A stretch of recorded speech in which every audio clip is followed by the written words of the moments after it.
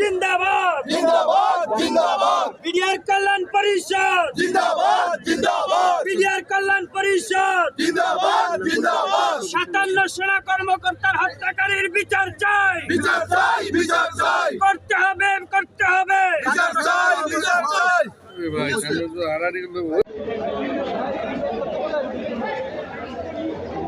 আসসালামু আলাইকুম দর্শক, আপনারা দেখতে পাচ্ছেন ঢাকা কেন্দ্রীয় কারাগার থেকে বের হয়ে আসছে 16 বছর আগে 2009 সালের 25শে ফেব্রুয়ারি সীমান্ত রক্ষাকারী বাহিনী বিডিআরের বর্তমান বর্ডার গার্ড বাংলাদেশ বিজিবি সদর দপ্তরে ঢাকা পিলখানা বিদ্রোহ হয়।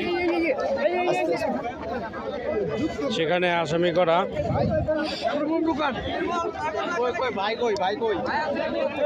বিডিআর বিদ্রোহে বের হয়ে আসা 250 জন সভাপতি আজকে আমরা এখানে একত্রিত হয়েছি বিডিআর কল্যাণ পরিষদের পক্ষ থেকে।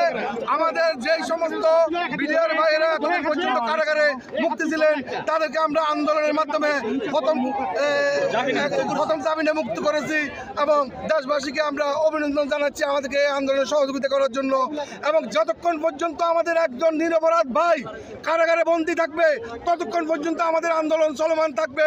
যতক্ষণ পর্যন্ত বিশেষ আদালতে আমাদেরকে চাকরিচ্যুত করা হয়েছে 18,519 জনকে, এই বিশেষ আদালতকে বাদ দিয়ে অবৈধ ঘোষণা করে যতক্ষণ পর্যন্ত চাকরিতে পূর্ণবহাল করা না হবে আমাদের আন্দোলন বিডিআর কল্যাণ পরিষদের পক্ষ থেকে চলমান থাকবে।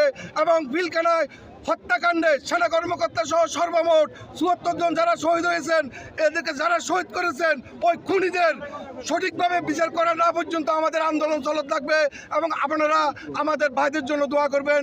আজকে আমরা আমাদের ভাইদেরকে মুক্ত করেছি, ইনশাল্লাহ আগামী 10 তারিখে মুক্তি করব। প্রয়োজনে যদি মুক্তি না হয় আমরা কঠিন থেকে কঠিন হুঁশিয়ারি দেব সরকারকে, আপনারা মুক্তি দেন, আমাদের প্রতি সহযোগিতার প্রতি হাত বাড়ান, না হলে আমাদের আন্দোলন আপনারা কোনো মতে থামাতে পারবেন না। আপনার নাম এবং আপনি কোন পদে আছেন? আমি মোহাম্মদ ফজলুল আলম, বিডিআর কল্যাণ পরিষদ সভাপতি। ওকে ওকে ওকে